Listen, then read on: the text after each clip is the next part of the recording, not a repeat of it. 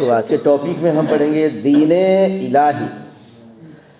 2 number का question जो बार बार 12th class में पूछता है कि दीने इलाही क्या है, या दीने इलाही पर टिप्पणी लिखे, दीने इलाही से क्या समझते हैं। अकबर के धम, अकबर नहीं बल्कि अशोका के धम और अकबर के दीने इलाही, इस दोनों को दिमाग में रख लोगे तो आसानी से लिख सकते हो। तो दीने इलाही का शाब्दिक अर्थ होता है ईश्वर का धर्म। और ईश्वर कौन है जी? न राम है न रहीम है, दोनों के दोनों ही ईश्वर है। ईश्वर वह होता है जो निराकार होता है, जिसका कोई आकार नहीं होता है। वो हम में, तुम्हें, खगड़ खंभ में, सब में बसे हैं राम। सुने होने तुम लोग? तो अगर एक निश्चित आकार अगर उनका होता तो खंभे में थोड़े ना आते जी, नहीं आ पाते। पानी में, ग्लास में, पर्वत पे, पठार पे, नदी पे, जहाँ ढूंढो वहीं ईश्वर मिल जाते हैं। इसका मतलब ईश्वर का कोई आकार नहीं होता।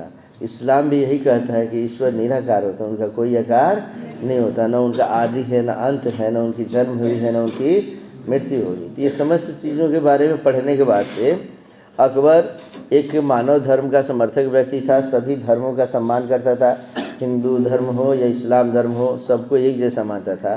तो उसने सोचा क्यों ना भारत से हिंदू धर्म और इस्लाम धर्म की विचारधारा हटाकर एक हम ऐसा धर्म चलाएं जिसमें दोनों के दोनों मानव धर्म के प्रति समर्पित हो जाए। इसीलिए उसने दीने इलाही चलाया।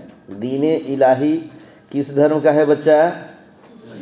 किसी धर्म का नहीं है, वो सभी लोगों के लिए। समझ में आ गया ना जी? क्योंकि दीने इलाही का शाब्दिक अर्थ ही क्या होता है? ईश्वर का धर्म।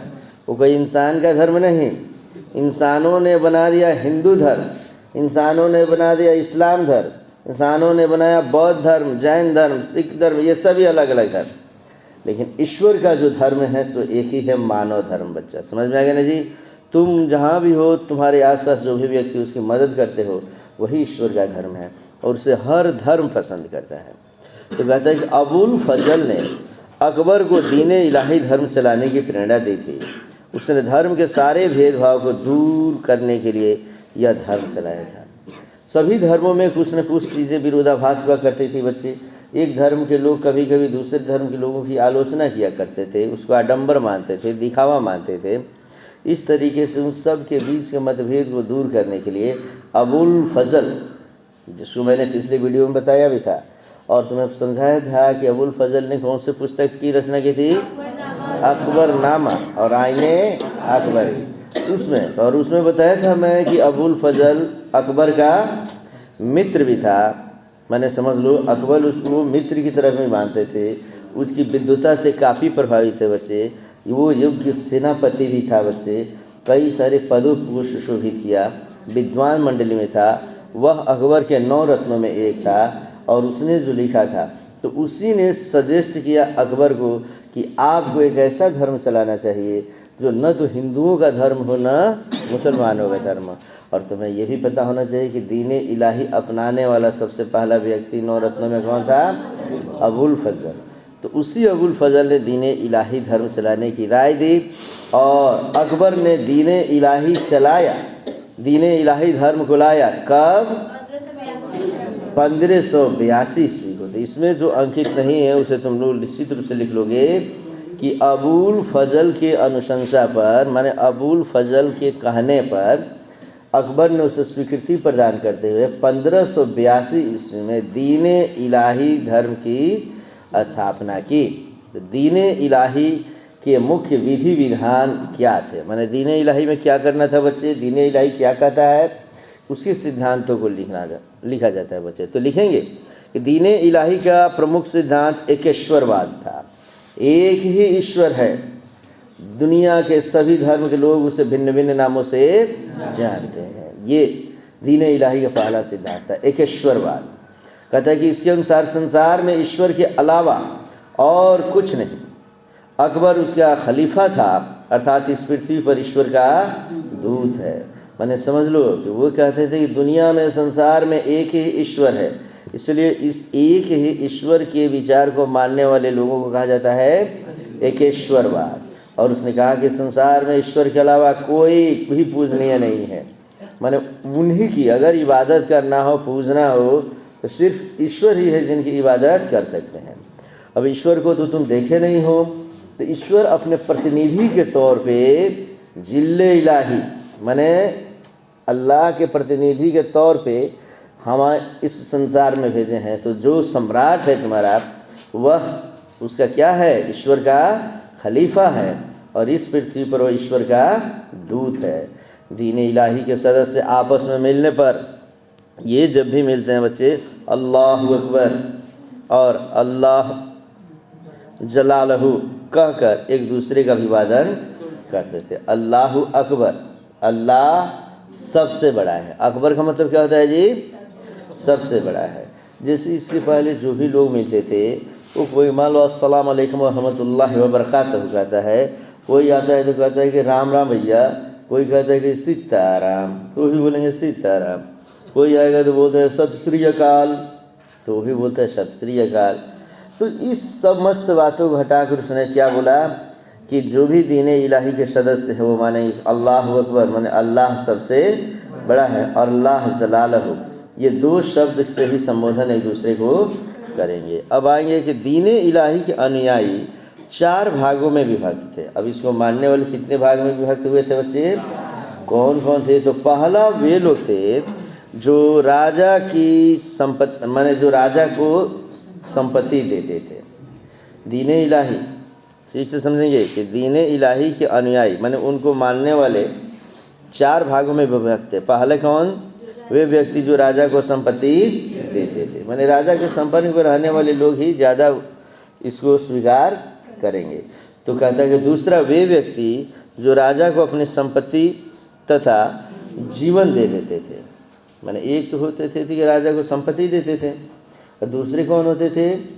जीवन भी अपना देने के लिए समर्पित रहते थे। तीसरा वे व्यक्ति जो राजा को अपनी संपत्ति, जीवन तथा प्रतिष्ठा भी सौंप देते थे कि राजा के मुंह से जो आदेश निकल जाए मेरे लिए वही समस्त चीज़ें हैं। कटप्पा की तरह बच्चे, बाहुबली के कटप्पा का नाम सुने हुए नहीं? वो समर्पित है अपने परिवार से, अपने प्रतिष्ठा से, अपने जीवन से, अपने दान से, सब कुछ समर्पण उसके किसके लिए है? अपने राजा के लिए। यही वजह है कि बाहुबली जब राजा बनता है तो बाहुबली का समर्थक बनता है। अब भल्लाल देव जब राजा बन जाता है तो भल्लाल देव की बात वो मानकर बाहुबली की हत्या भी कर देता है और अपने राज धर्म का निर्वहन करता है। आ रहा समझ में ना? तो इसी प्रकार के माने इसमें हुआ करते थे। और चौथा वे व्यक्ति जो राजा को अपनी संपत्ति, जीवन, प्रतिष्ठा और धर्म ये सब कुछ सौंप देते थे। माने समस्त चीज़ें राजा अगर हाँ बोल दिया तो हाँ, ना बोल दिया तो ना है। इस तरीके से 4 प्रकार के ऐसे लोग हुआ करते थे बच्चे। अगले टॉपिक में फिर दीन इलाही के बारे में हम पढ़ेंगे कि प्रत्येक सदस्य अपनी वर्षगांठ पर अन्य सदस्यों को प्रतिभोज देते थे, प्रीतिभोज देते थे। भोजन माने भोज जीवन काल में ही दिया जाए, न कि मरने पर। माने दीन इलाही धर्म को मानने वाले लोग साल में एक बार भोजन का प्रबंध कराते थे, और जो लोग इस धर्म को मानने वाले होते थे उनके लिए भोज का प्रबंध जीवन में ही करने देना होता था। अगला, प्रत्येक सदस्यों को कुछ दान देना पड़ता था। माने समझ लो, दीन इलाही को मानने वाले सभी लोग दान स्वरूप धन दिया करते थे बच्चे, और उस दान की राशि को रख कर गरीबों में, मजलूमों में जो एकदम उसके योग्य होते थे उनमें तकसीम कर दी जाती थी। अगला है कि मांस भक्षण निषेध था। दीन इलाही में स्पष्ट रूप से सामने आकर अब मांस, मछली पे, इसके सेवन पे रोक लगा दिया गया था बच्चे। ये बिल्कुल एक अजीब और अनोखा चीज़ है। आ रहा समझ में ना? एक मुस्लिम शासक होते हुए भी हिंदू धर्म के लोगों का सम्मान करते हुए और मांस भक्षण पर वो रोक लगवाता है, तो ये कोई सामान्य बातें नहीं है। आगे कहते इसके सदस्य बूचड़ों, मछुओं, कसाईयों और शिकारियों के साथ खान पान नहीं करते थे। दीन इलाही को मानने वाले लोग ये बूचड़ जो है, मैंने समझो कि बूचड़ किसको बोलते हैं? वही कसाई खाना वगैरह को जो काटते उठते हैं सब। उसके बाद मछुआ हो गए, कसाई हो गए और शिकारी हो गए, इस सब के साथ खान पान नहीं करना है। माने इसको नीचा माना जाता था बच्चे। हिंसा को इसने भी क्या माना है? निचले स्तर पे माना है। और अगला है कि सदस्य जब सम्राट के सामने उपस्थित होते थे तो वो उसको सत्सांग प्रणाम करते थे। सत्सांग प्रणाम समझते हो ना, एकदम दंडवत, एकदम समझो कि नीचे ज़मीन पे पूरा, हाँ माने नीचे झुक कर और तब जो प्रणाम किया जाता है उसे क्या बोलेंगे हम लोग, साष्टांग प्रणाम। तो इस तरीके से नेक्स्ट है कि सदस्य वृद्धा स्त्रियों और छोटी कुमारियों से विवाह नहीं करते थे। ये भी बताया गया है कि जब कोई भी बालिका अगर समझो कि एडल्ट हो, वयस्क हो जाए, तब उससे शादी करना है। छोटी उम्र और बूढ़ी औरतों से शादी नहीं करनी है। इस तरीके से हमने बताया बच्चे कि दीने इलाही, और दीने इलाही में एक और टॉपिक है कि इसके सदस्य सूर्य की पूजा करते थे। दीने इलाही एक प्रकार से धार्मिक, सामाजिक तथा भाईचारे की भावना के लिए हुआ था। यह हिंदू और मुसलमानों को एक सूत्र में बांधने का प्रयास करता था।